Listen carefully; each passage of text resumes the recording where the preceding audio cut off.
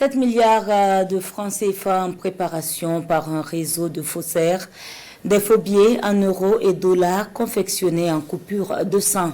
Les délinquants professionnels formés tant à l'extérieur qu'à l'intérieur du pays auraient investi 50 millions pour leur business et opéraient depuis 2016. Ils sont désormais dans les filets de la cellule économique et financière de la 3e Légion de gendarmerie.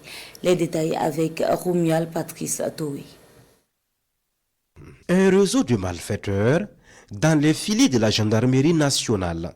Ces deux individus et leurs complices procédaient à la production de faux billets de banque qu'ils écoulaient sur le marché. Leur entreprise criminelle sera stoppée par la cellule économique et financière de la brigade de recherche de la 3e Légion de gendarmerie.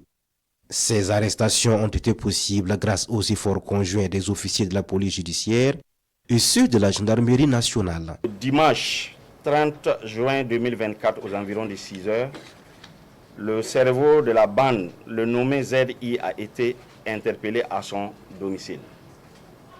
Une perquisition effectuée suite à l'interpellation du susnommé a permis la saisie de 174 faux billets de banque de devises étrangères en coupure de 100, évalués à la somme de 10 987 956 francs CFA, ainsi qu'une machine qui servirait à la reproduction des billets de banque, toutes devises confondues, selon ZI. Dans sa déclaration, le suspect interpellé dénonce le CRBE, entrepreneur de profession, qui détiendrait des coupures de papier destinées à la fabrication des billets de banque. Ce dernier serait également le pourvoyeur de fonds pour mener l'activité.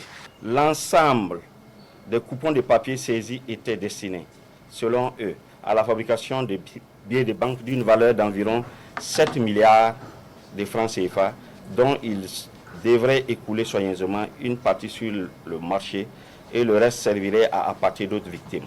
Ces malfaiteurs sont organisés en bandes. Les uns importent la matière première, les autres se chargent de la production et de l'écoulement des billets contrefaits. Les conférenciers du jour recommandent l'usage des détecteurs de faux billets par les services et les entreprises commerciales. Ils invitent également les populations à plus de vigilance, surtout dans ce contexte de terrorisme.